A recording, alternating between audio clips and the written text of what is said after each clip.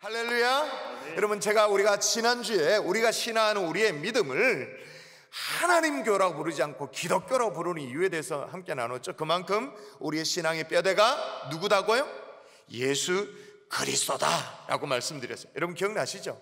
그래서 사도신경의 대부분을 차지하고 내용의 분량만 봐도 3분의 2가 성자 예수 그리스도에 대한 내용을 차지하고 있다, 그렇게 말했습니다. 그런데 이 예수님에 대한 고백도 이게 두 가지로 나눠지는데, 예수님에 대한 칭호에 대한 내용, 그리고 예수님의 생애에 대한 내용, 그러니까 예수님이 어떤 분인가라는 내용과, 그건 지난주에 살펴봤습니다. 그리고 이제 예수님의 생애가, 삶이 어떠한가라는 그런 내용들로 이제 가득 차게 되어져요. 여러분, 우리가 지난주에 예수님의 칭호, 그 외아들 우리 주 예수 그리스도를 믿사오니, 그렇게 함께 말씀을 나눴다면, 금주부터는 예수님의 생애, 어떤 삶을 사셨는가에 대한 고백을 이제 나누게 될 거예요. 여러분, 우리가 생각하는 어떤 삶을 사셨냐보다는 예수님의 칭호, 예수는 그리스도다, 뭐 이런 게 더 중요할 것 같다고 생각되어져요. 근데 여러분, 우리가 예수님에 대한 삶에 대한 고백도 우리가 소홀히 여길 수 없는 것이요, 여러분, 사도신경의 구조를 살펴보면 우리는 예수님을 하나님의 외아들입니다, 독생자입니다, 또 우리는 또 그분을 그리스도라고 고백합니다, 그리고 나의 구주라고 나는 믿습니다, 그렇게 신앙 고백을 하는데, 근데 그렇게 믿을 수밖에 없는 이유가 뭐라고 말하느냐?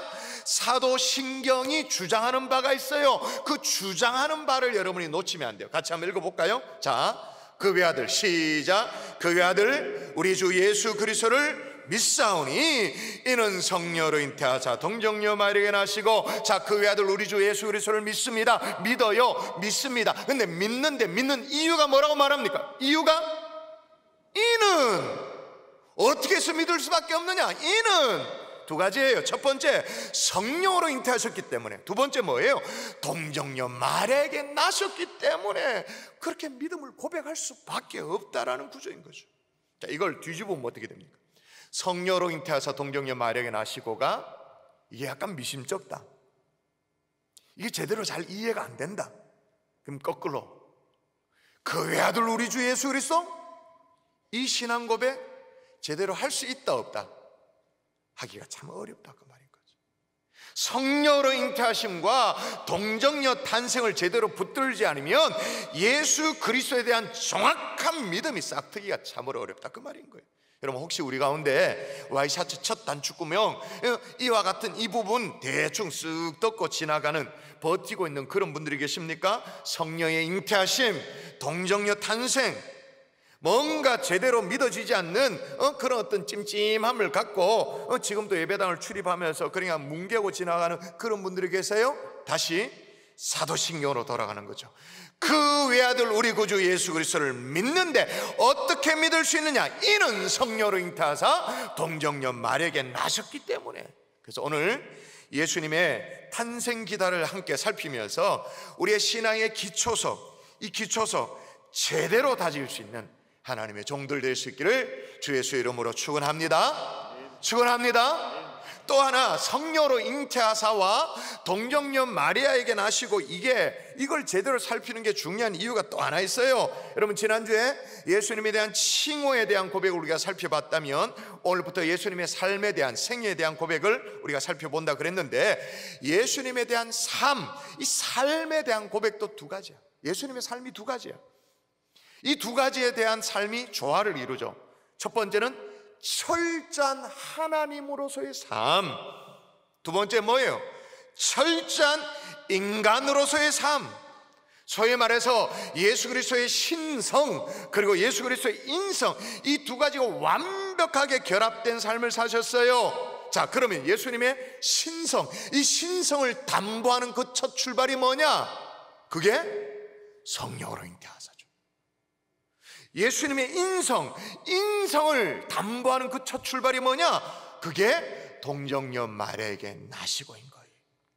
이 둘에 대한 고백을 다 함께 살펴보는 것이 오늘 사도신경의 내용입니다. 오늘 성령께서 각자에게 깨달음의 은혜를 주실 줄 믿습니다. 자, 첫 번째, 예수님의 신성 따라 하십시다. 성령으로 잉태하셨습니다. 사실 사도신경에서 가장 논란이 많이 되는 부분이 이 부분이에요. 성녀로 잉타하사 동정녀 마리아에게 낳으시고, 요 명제예요. 사도신경을 신앙 고백해도 진짜 정직한 사람들 가운데는요, 이 부분을 차마 못하고 쑥 나사 이렇게 지나갑니다. 왜냐? 정직하게 말해서 안 믿으시는데 그걸 왜 믿노? 처녀가 안 왔다는 얘기를 어떻게 믿냐? 맨정신에 그걸 어떻게 믿냐? 생물학적인 어떤 문제, 그리고 어떤 과학주의 시대에 이런 문제들은 더 큰 걸림돌이 되어지죠.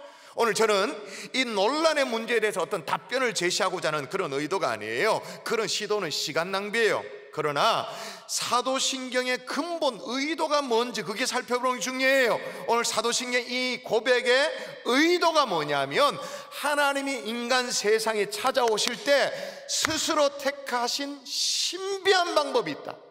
그 신비한 방법이 뭐냐? 그게 성녀로 잉태하사다라는 거예요.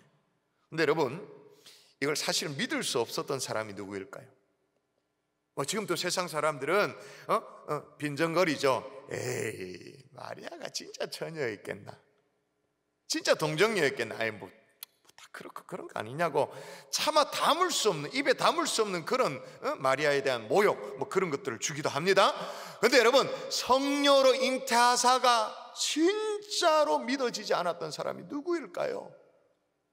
우리도 약간 미심적인 게 사실 있습니다만, 진짜 안 믿어졌던 사람, 가장 못 믿을 사람 누구였을까요? 마리아 자기 당사자. 왜? 아니, 하늘을 봐야 별을 보지. 나 하늘을 본 적도 없는데. 하늘을 본 적, 무슨 썸띵 자체, 자기는 알잖아. 다른 사람 몰라도 자기 자체는 알잖아. 나 완전 무결한데 믿을 수가 없지. 그리고 또 하나 믿을 수 없던 한 사람이 있어요. 누구예요? 그녀의 남편 요셉이죠. 자, 오늘 본문에 보면 천사 가브리엘이 이 갈릴리 나사렛 동네 마리아에게 와가지고는 이제 얘기합니다. 가브리엘은 하나님과 인간 사이의 어떤 메시지를 전달하는 메신저 천사예요. 이 메신저 천사가 당시에 조혼 시대, 일찍 이제 결혼하는 문화가 있었던 시대에 마리아가 10대의 어떤 소녀로 추정이 되어져요. 그런데 그런 천사가 마리아에게 들려주는 말씀이 뭐냐? 읽어보십시다. 자, 이 기가 막힌 얘기예요. 자, 보세요. 읽어보십시다. 시작. 보라, 내가 잉태하여 아들을 낳으리니 그 이름을 예수라 하라. 보라, 네가 잉태하여. 깜짝 놀래. 뒤에는 안 들렸어요. 그 뒤에 아들을 낳는데 안 들렸어요. 그 이름 예수, 이것도 안 들려. 네가 마리아가 막 당황해가지고 막 어쩔 줄을 몰라 해가지고 막 당황하는 모습을 한번 상상하면서 이 대목을 한번 읽어볼까요? 누가복음 1장 34절. 자, 마리아가 대답합니다. 마리아가 천사에게 말하되 나는 남자를 알지 못하니 어찌 이 일이 있으리까? 여기서 남자를 알지 못한다, 이 말은, 남자를 안다는 말은 나 그분 압니다, 그분하고 전화통화합니다, 그분 카톡과 친구입니다, 이런 의미 안다가 아닌 거 아시죠? 여기서 말하는 남자를 안다는 말은 뭐예요? 안다 뭐예요? 육체적인 관계를 가졌다, 동침했다. 그러니까 완전히 안다 이 말이에요. 완벽하게 쏙까지도 다 안다. 완벽한 암을 얘기하는 거잖아요. 동침한 관계다 그 말인 거잖아요. 그런데 그때가 마리아가 요셉과 약혼한 상황이에요. 약혼했는데 동거하지는 않았어요. 그럼 동거는 안 했다, 이상하다. 야, 약혼했는데 동거 안 하노, 이상하다, 이렇게 생각하는데요, 그건 순전히 우리 수준의 생각이에요. 고대 이스라엘의 결혼 풍습은 결혼에 3단계가 있습니다. 첫 번째는 뭐냐면 약정의 단계가 있고, 두 번째는 약혼의 단계, 세 번째가 결혼. 약정은 뭐냐? 어렸을 때 부모들끼리 우리도 그런 좀 있었잖아요. 미리 약속하는 거죠. 약정, 결혼하자, 사돈지간이 되어지자, 약정. 그 다음에 약혼은 뭐냐? 이제 아이가 자랍니다. 장성하면 본인의 동의를 구해가지고 약혼을 하는 겁니다. 약혼을 하면 보통 약혼의 기간이 한 1년 정도 돼요. 1년. 이때 우리의 약혼과 유대인들의 약혼이 좀 다른 게 뭐냐면, 약혼을 하면 법적으로 뭘까요? 부부예요.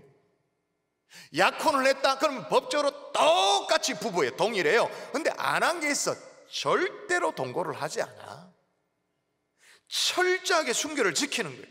혹시나 이 기간에 이제 간음을 범한다 그러면, 이 여기서 말하는 간음은 너의 남자 너의 여자 뭐 이런 얘기가 아니고, 약혼한 사이에도 동침함, 이걸 간음으로 간주하고, 간음하면 어떻게 되냐? 마을 사람들이 돌로 쳐 때려 죽여버려. 그냥 우리를 불명예스럽게 했다고 돌로 쳐서 죽임을 당하는 거예요. 여러분, 그러니까 아직 약혼한 상태였던 이 마리아에게, 자기에게 지금 뭔가 아이가 생긴다, 막 소스라치게 놀랄 수밖에 없는 거예요. 이 상황을 그림으로 참 잘 묘사했는데요, 여러분, 기독교 성화에 아주 빠질 수 없는 주요 테마가 뭐냐면, 주제가 수태고지, 그러니까 수태, 애를 갖는다는 고지 알려주는 그 장면이 기독교 성화 가운데 아주 중요한 주제가 되어지는데, 여러분이 보는 그림이 뭐냐? 이탈리아 화가 시모네 마르티니의 대표적인 수태고지 성화입니다. 한번 보여주십시오. 이 성화 한번 보십시오. 아주 대표적인 수태고지 성화인데, 여기 보면 그래도 이제 성화니까 마리아를 조금 이제 존중하는 의미에서 이제 의자에 앉혀놨습니다. 의자에 여러분 보시기에 오른쪽이 마리아입니다. 그리고 왼쪽이 성령으로 말미암아 잉태되어진다는 사실을 알려주는 이제 천사 가브리엘이죠. 그죠? 가브리엘 무릎을 꿇은 것 같은 그런 느낌도 들고, 또 손에는 또 평화를 상징하는 올리브 가지, 감람나무 가지, 그걸 들고 이렇게 합니다. 근데 이 대목에서 중요한 게 뭐냐? 마리아의 표정. 이건 깜짝 놀라는 정도가 아니에요. 그걸 지나서 어떻게 해요? 상당히 경계를 하고 있는 거예요. 막 스스로 옷을 추리는 듯 상당히 경계하는 그런 표정을 그려요. 이 화가가 가브리엘이 마리아에게 성녀로 잉태한다는 이 사실을 알려주는 이 장면을 표현하기 위해서 정말로 생뚱맞게, 그림에 정말로 생뚱맞게, 이제 천사가 마리아에게 이 잉태, 성령으로 잉태 소식을 전해준다는 걸 그림에서 표현하기 위해 가지고 아주 그림에 특이한 작업을 해놨습니다. 자, 중간에 직접 전달한 말을 그림에 써놨습니다. 어쩔 수 없이 표현하기 위해 가지고 저렇게 글을 써. 글씨가 뭐냐? 은총을 가득 받으니요 라고 적어놨어요.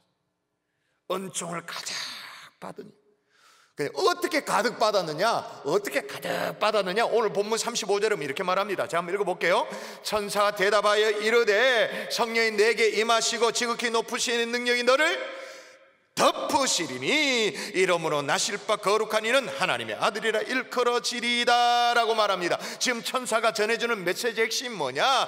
인간으로는 불가능하지만 하나님의 능력으로 얼마든지 가능한데, 지극히 높으신 이의 능력이 너를 덮으리니, 이 덮는단 말, 이 덮는단 말이 아주 특이해요. 이 덮는다라는 말, 똑같은 단어가 우리가 주로 암송하는 사도행전 1장 8절에 똑같이 적혀있어요. 자, 빨간색 표시된 게 그 덮는다라는 말이 다른 말로 쓰여진 거예요? 똑같은 단어예요? 같이 읽어볼까요? 오직, 시작. 오직 성령이 너에게 임하시면 너희가 권능을 받고 예루살렘과 온 유대와 사마리아와 땅끝까지 이르러 내 증인이 되리라 하시리라. 성령이 너에게 임하시면, 덮는다, 똑같은 얘기예요. 이 똑같은 단어가 구약적 배경에서 어떻게 적혀있느냐? 창세기 천지 창조할 때 이거 아주 흡사한 거예요. 자, 읽어볼게요. 땅이 혼돈하고 공허하며 흑암이 깊음 위에 있고 하나님의 영은 수면 위에 운행하시니라. 하나님이 이르시되 빛이 있으라 하시니 빛이 있었고. 그러므로 자, 종합하면 어떻게 되냐? 예수님의 성령으로 잉태된 이 사건은 마치 뭐와 똑같냐? 죄인된 우리 인간에게 성령이 임하셔서 예수님이 믿어지고 예수님이 구주로 고백되어지는 그 성령의 역사처럼, 혹은 태초의 창조의 능력으로 운행하셨던, 그렇게 하셨던 것처럼 마리아에게 성령의 권능으로 덮으셔가지고는 무에서 유를 창조하시는 하나님의 역사였던 거예요. 아멘이십니까? 여러분, 영국의 에딘버러에 로슬린이라는 연구소가 있습니다. 로슬린이라는 연구소가 있는데 아주 좀 지나간 뉴스입니다만은 왜 유명해졌냐면 세계 최초로 복제양을 만들어서 카피본을 만든 거죠. 돌리라고. 그때 막 몇 년 전에 이게 막 대서특필되어져 막 유수가 되어졌죠. 물론 그 돌리는 단명했습니다. 얼마 안 돼서 죽었습니다. 근데 이 연구소의 월머트 이 박사는 어떻게 했냐면 암양의 세포에 유전인자를 딱 떼내고 난 이후에 다른 양의 난 세포와 딱 결합을 시키고 이제 양의 자궁에 넣은 거예요. 그래서 모체 암양과 똑같은 체세포 똑같은 체세포가 똑같다는 말은 뭐냐면 그 사람이 똑같아진다 그 말이에요. 똑같은 양을 이렇게 잉태하도록 출산하도록 만들어야 돼. 이게 이론적으로는 가능했습니다만은 이론적으로는 실제로는 불가능했고요. 근데 그걸 이뤄낸 거예요. 획기적인 사건이었죠. 막 난리가 났어요. 그리고 이 연구소의 주장에 의하면 그렇게 얘기했습니다. 그 당시에 앞으로 10년, 벌써 10년이 지난 사건입니다만은 10년 내에 이 기술을 활용하면 유전인자가 똑같은 인간을 만들 수 있다. 인간 복제가 가능하다. 공언을 했습니다. 그렇게 했어요. 이게 뭐와 똑같냐면 여러분 우리가 만화 영화나 이런 거 보면 이렇게 소설 같은 게 보면 손오공 나오잖아요. 손오공이 자기 뭐 머리터 털 이렇게 뽑아가지고 막 코너에 몰렸을 때 이걸 확 불면 손오공이 쫙 여러 명이 팍 뒤가 똑같은 거 생겼는 이런 게 현실적으로 가능해졌다라는 그런 주장이었어요. 물론 그 당시에 윤리 문제라든지 여러 가지 문제 때문에 규제가 있고 또 제약들이 생기긴 했습니다만은 근데 이 대목에서 여러분 잘 생각해 보십시오. 양을 복제하든 염소를 복제하든 심지어 인간까지도 복제하는 어떤 기술에 도달했다 할지라도 없어서는 안 되는 게 있습니다. 뭐예요? 그 유전인자, 그건 있어야 됩니다. 그리고 그걸 결합시킬 난세포는 있어야 됩니다. 그런데 여러분 세상을 깜짝 놀라게 하는 이 복제 기술도 어쩌면 뭐와 똑같아요. 창조주 하나님이 이미 만들어 놓은 이미 줘놨는 것, 이미 주어진 것들을 이용해 가지고 이렇게 한 조립품에 불과해요. 레고 조립하듯이 조립품에 불과합니다. 세상 사람들은 뭐 이걸 호들갑을 떨면서 뭘 새롭게 창조한 것처럼 그렇게 말합니다만은 자세히 그 안을 들여다보면 다 이런 식이에요. 이미 하나님이 주신 것들, 주어진 자원들을 이용해서 조금 색다른 것 만드는 정도, 그 정도인 거예요. 그러므로 여러분 인간은 유에서 조금 다른 유를 만드는 정도는 할 수 있을지 몰라도 무에서 유를 창조할 수는 없는 줄 믿습니다. 그럼 무에서 유를 창조하는 분은 누구예요? 하나님 아버지인 줄 믿습니다. 불가능을 가능케 하시는 하나님 아버지인 줄 믿습니다. 그런데 이게 도저히 받아들여지지 않았던 사람이 있었다. 그게 누구? 아까도 얘기했지만 우리도 좀 미심쩍합니다만은 누구? 마리아. 받아들여지지가 않는 거예요. 그래서 하나님이 어떻게 하냐? 인간적인 수준의 이해를 돕도록 하기 위해서 어떤 예를 듭니다.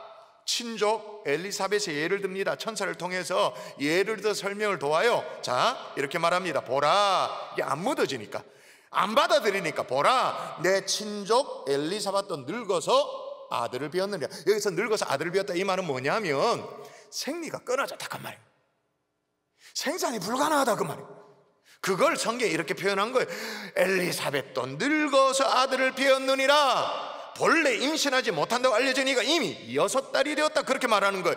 그렇게 예증을 들어서 설명을 하니 물론 엘리사벳이 잉태한 것, 임신한 거 하고 지금 마리아가 임신한 거 이건 완전히 수준 차이 나는 거예요. 이건 똑같이 다루면 안 되는 거예요. 전혀 다른 얘기입니다만은 엘리사벳이 잉태한 거 그걸 예증을 들어서 하니 이제 마리아가 조금 마음이 열리는 거예요. 마리아에게 창고가 되었던 거예요. 그리고 마리아의 마음이 열리더니 이제 믿음으로 받아들입니다. 그리고 순종합니다. 믿음으로 순종하면서 뭐라고 고백하느냐? 마리아의 고백입니다. 자, 마리아가 바뀌어요. 이제 마리아가 바뀝니다. 시작. 마리아가 이르되 주의 여종이오니 말씀대로 내게 이루어지리다 하며 천사가 떠나가니라. 여러분 이처럼 마리아조차 의심할 수밖에 없는 것이 성령으로 잉태된 사건이에요. 왜? 비이성적인 거니까, 비과학적인 것이니까. 그러나 성령으로 잉태된 사건은 초과학적인 사건, 초이성적인 사건, 하나님의 역사인 줄 믿습니다. 이렇게 해서 예수님이 성령으로 잉태되어 신성을 가진 분으로 이 땅에 오셨다 그 말인 거예요. 아멘이십니까? 자, 그러면 두 번째 따라 하십시다. 동정녀에게서 나셨습니다. 이제 인성의 문제예요. 자, 마리아는 해결됐습니다. 어느 정도 해결됐습니다. 그래도 남아있는 문제가 있습니다. 누구예요? 약혼자 요셉. 이 요셉이 막 이 사실을 알고는 고민에 빠지는 거예요. 고민하다가 어떻게 마음을 먹냐면 조용히 이걸 끝내야겠다. 끝낸다는 말은 혼인관계를 끝내야겠다. 파혼 절차에 들어가야겠다. 그렇게 마음. 왜냐하면 앞서도 말씀드렸습니다만 이스라엘 혼인제도는 약혼, 결혼이 있는데 약혼하였다 하더라도 절대로 동가지하고 순결을 지키는데 혹시라도 이 기간에 가문을 하면 마을 사람들에게 돌로 맞아 죽는데 말이에요. 지금 살아가는 이 나의 약혼녀가 이대로 두면 돌에 맞아 죽을 수도 있겠다라고 생각하고 이게 조용히 그냥 없었던 걸로 그냥 그래서 유야무야 이렇게 쓱 지나가도 사람의 관심을 받지 않도록 쓱 지나가고 해결하려고 그렇게 했어요. 여러분 이 정도였기 때문에 여러분 잘 기억하십시오. 이 당시에 마리아에게 정혼자 요셉이 있었다라는 것은 뭘 보증해 주는 걸까요? 다시요. 마리아에게 정혼자, 약혼자 요셉이 있었다는 건 뭘 개런티해 주는 걸까요? 우리는 이렇게 생각해요. 약혼자 있었대. 야, 동침했겠네. 했겠네. 이렇게 생각을 해요. 근데 이 당시는 그런 게 아니야. 마리아에게 정혼자가 있다는 것은 뭘 보증해 주냐면 마리아는 처녀다 그 말인 거예요. 그걸 온 사회가 공증을 해주는 것과 똑같은 일을 했던 거예요. 그러므로 마리아에게 약혼자 요셉이 있었다라는 것은 오히려 마리아가 동정녀 잉태를 했다라는 걸 개런티해 주는 사건이 된 거예요. 완전히 다르죠. 우리의 생각과 완전히 다른 거예요. 우리는 좀 다르게 생각합니다만 우리 수준에 생각합니다만 이 당시 이스라엘의 어떤 사회적 관념 속에 마리아에게 정혼자가 있다는 말은 마리아는 처녀다. 이거는 보증할 만한 처녀다. 명백한 처녀다. 그러므로 예수는 동정녀 탄생했다. 이렇게 되죠.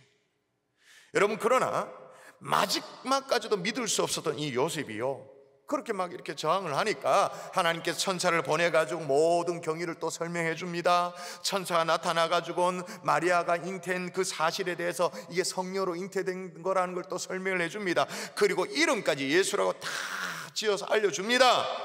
그랬더니 진짜 감사하게도요 하나님이 요셉에게 이게 믿어지는 믿음을 허락하신 거예요. 믿어지는 믿음을 주신 거예요. 그래서 의심에서 완전히 벗어나가지고 얼마나 철저하게 이걸 믿었냐면 동정녀 탄생을 믿었냐면 여러분 30년 전에 있었던 얘기예요. 30년 전에 현재 지금 예능교회입니다만 30년 전에 예능교회 전신이었던 연예인교회가 있었습니다. 자, 몇 달 전에 그 예능교회 담임 목사님을 만난 적이 있어서 이 스토리 정말 한국교회 회자되는 유명한 일화가 있는데 이게 진짜냐고 물어봤더니 진짜라는 거예요. 연예인교회 시절 연예인교회를 개척하신 분이 지금 돌아가셨습니다. 온누리교회 하영조 목사님이셨잖아요. 그 하영조 전도사님 시절에 있었던 얘기예요. 그 하영조 전사님이 지금으로 말하면 구영예배 같은 무슨 성경부 모임이었습니다. 그 모임을 어디서 했냐? 그 당시 이제 연예인교회 초기 멤버라고 말할 수 있는 코미디언 구봉서 씨. 그 당시엔 구봉서 집사님 댁에서 모여가지고 성경부를 한 거죠. 그런데 참석자 중에 말이에요 이 하영조 전사님에게 아주 집요하게 질문 공세를 하는 한 사람 별난 사람이 한 명 있었던 거예요. 오늘 본문을 공부를 하는데 말이에요 어떻게 처녀가 알을 낳을 수 있냐 이 질문을 한 거예요. 그래서 이제 하영조 전사님이 설명을 다 했어요. 근데 아무리 성녀의 능력으로 그렇게 한다 하지만 이 상식적으로 어떻게 가능하겠느냐. 거기다 약혼자가 자기 몰래 아이를 배웠는데 요셉이 그 부정한 여인을 데려다가 그렇게 한다 이게 상식적으로 가능하냐 등등등 계속 질문 공세를 해가지고 성경부가 더 이상 진도가 안 나가는 거예요. 그걸 지켜보고 있었던 구봉수 집사님이 자기 집을 오픈해가 지금 성경부를 하는데 조금 열받잖아요. 진도가 안 나가니까 참다 못해가지고 구봉수 집사님 뭐라고 말했을까요? 아이 지서방이 괜찮다는데 왜 네가 난리냐고. 이게 유명한 일화예요. 지서방이 괜찮다는데 왜 네가 난리냐고. 지서방이 누구예요? 요셉도 이 부분에 대해서 손들어 질문하지 않는데 괜찮다는데 왜 네가 난리냐고. 그러면 예수님은 마리아의 남편 요셉도 완벽하게 인정할 수밖에 없는, 어떤 의심 뭐 조금은 하는 게 아니라 완벽하게 인정하고 받아들일 수밖에 없는 뭐예요? 동정녀 탄생이었어요. 근데 그러면서도 하나님이요, 마리아의 몸을 이제 사용하셨잖아요. 사용하셨습니다만 이 요셉과 마리아라는 이 두 부부를 희생시키지 않았어요. 이 두 부부의 인생을 어떻게 희생하면서 망치지 않으셨어요. 이 타이밍에서 중요한 질문 해보십시다. 여러분, 마리아가 예수님을 낳았습니다. 동정녀 탄생애가 낳았습니다. 낳고 난 이후에도 동정녀로 살았을까요? 아니었을까요? 대답해 보세요. 자, 마리아가 예수님을 낳고 난 이후에도 동정녀로 살았을까요? 아닐까요? 가톨릭에서는 뭐라고 말할까요? 일평생 동정녀로 살았다, 그렇게 말합니다. 아이고, 성경을 D도 안 읽는다 싶은 생각이 들죠. 성경 읽어보세요. 저게 무슨 뉘앙스를 염두에 두면서 뭘 얘기하는지를 염두에 두면서 한번 읽어보세요. 자, 느낌을 캐치하세요. 자, 아들을 같이 읽습니다. 시작. 아들을 낳기까지 동침하지 아니하더니 낳음의 이름을 예수라 하니라.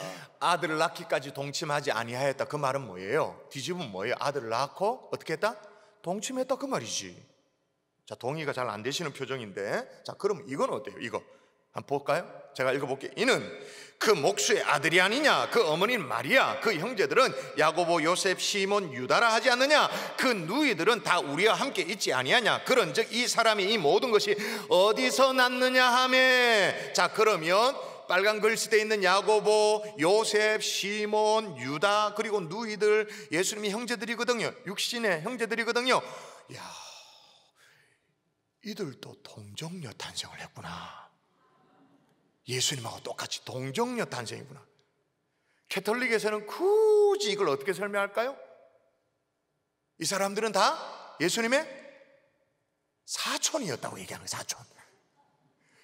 또 궁세가 그렇게 해서 사촌이었다고 얘기를 하는 거예요. 근데 여러분, 이 궁색한 변명도 설득력을 잃는 게 뭐냐면, 이 얘기를 그래도 예수님을 좀 미워하고 예수님을 드러내기 위한 어떤 측근들이 한 얘기라면 또 뭐 어느 정도 뭐 이해하고 넘어간다 쳐요. 그게 아니에요. 예수님의 대적들이 예수님 쫑구 주려고, 예수님을 어떻게든 몰아넣으려고, 조금이라도 흠 있는 것 그거 드러내려고 한 대적들이 한 얘기가 뭐예요? 목수의 아들이 아니냐? 그 애미 마리아 여기 있지 않냐? 그리고 그의 형제 야고보, 요셉, 유다, 시몬 우리와 함께 있고, 그의 누이들은 우리 집의 사람이 됐다. 그런데 어찌 이 모든 것이 어디서 나느냐? 대적들이 예수님 흠잡으려고 하던 얘기 중에 나온 거예요. 예수님의 사촌, 말도 아닌 얘기지. 그럼 여러분, 이제 명백해졌습니다. 그러므로 우리는 마리아를 존경합니다. 그의 몸을, 여인으로서 그의 몸을 내놓을 정도로 완벽한 헌신을 했다는 부분에 있어서 정말 우리는 마리아를 존중합니다. 그러나 그도 역시 하나님 앞에 딱 서면 성도 중에 한 사람입니다. 이게 너무 충격적인가요? 아멘을 안 하시네. 다시요. 그도 역시 하나님 앞에 서면 성도 중에 한 사람입니다. 그녀는 믿음의 대상이 아닙니다. 하나님 앞에 서면 성도 중에 한 사람뿐만 아니라 그녀 역시 예수 그리스도의 보혈로 말미암아 죄 씻음이 필요한 죄인 중에 한 사람이에요. 마리아는 믿음의 대상이 아닌 거예요. 자, 그러면 왜 그렇게 힘들게 마리아에게 동정녀 탄생 그런 거 하냐? 예수님이 신성이 있다 그러니까, 신적 권능이 있다 그러니까 짜자잔 하고 나타나시면 될 텐데 왜 그렇게 어렵고 복잡하게 동정녀의 몸에서 나셔야만 했는가? 왜 그런가? 완벽한 신이면서 왜 완벽한 인간의 몸으로 오셔야만 했는가? 다시 말하면 왜 사람의 몸으로 오셔야만 했는가? 왜 그래야만 했습니까? 그래야 죽으실 수가 있으신, 그래야 죽으실 수가 있으신, 다시 말하면 그래야 대속 제물이 되실 수가 있기 때문에. 자, 한번 읽어볼까요? 피 흘림이, 시작. 피 흘림이 없은즉 삼이 없느니라. 그렇게 돼 있잖아요. 피 흘려 죽으시는 제물이 되시기 위해서 완벽한 인간의 몸으로 이 땅에 오셨던 거예요. 여러분, 특세 때 이 부분은 이지훈 목사님께서 완벽하게 거의 자세히 설명했습니다. 만일에 예수님이 신성만 가지고, 하나님이라는 어떤 신성만 가지고 계셨다면 인간의 대속자가 될 수가 없죠. 성경에 적어놨잖아요. 자, 자녀들은 혈과 육에 속하였으며, 자녀들은 혈과 육에 속하였다. 그가 누구예요? 예수님도 또한 같은 모양으로 혈과 육을 함께 지니심은, 그렇게 되심은, 인간이 되심은 죽음을 통하여 죽음의 세력을 잡은 자 곧 마귀를 멸하시며, 할렐루야. 여러분, 제가 높아심에 말씀드립니다마는 예수님의 동정녀 탄생은요, 무슨 복제, 인간 복제를 선언한 그런 것이 아니에요. 예수님의 동정녀 탄생은 인간의 인자가 조금도 포함되지 않은 완벽한 동정녀 탄생이었습니다. 믿습니까? 솔직히 하나님은요, 이 마리아의 몸이 없어도 그리스도를 이 땅에 보내려고 마음 먹으면 보내실 수가 있는 분이에요. 동의하시죠? 아니, 하나님 마음만 먹으면, 그리스도를 이 땅에 보내려고 하면 굳이 마리아의 몸 없어도 보내실 수 있지. 그럼에도 불구하고 마리아의 몸을 통해서 태어나게 하신, 다시 말하면 완벽한 인간의 몸으로 태어나게 하신 이유, 뭐 하려고? 또 읽어볼까요? 뭐 하시려고? 자, 읽어볼까요? 우리에게, 시작. 우리에게 있는 대제사장은 우리의 연약함을 동정하지 못하실 리가 아니요 모든 일에 우리와 똑같이 시험을 받으시니로되 죄는 없으시리다. 할렐루야. 아멘. 여러분, 우리 주님은 우리와 똑같은 인성을 입고 계셨습니다마는 또 하나님이셨기 때문에 죄가 없으신 분이셨습니다. 믿습니까? 아멘. 말씀의 결론을 맺을게요. 자, 예수님의 성령의 잉태 그리고 동정녀 탄생, 이 두 가지를 합쳐서 우리는 한 단어로 얘기를 합니다. 뭐라고 말합니까? 성육신이라고 말하죠. 오늘 사도신경의 고백 대목은 뭐냐? 성육신에 해당되어지는 내용이에요.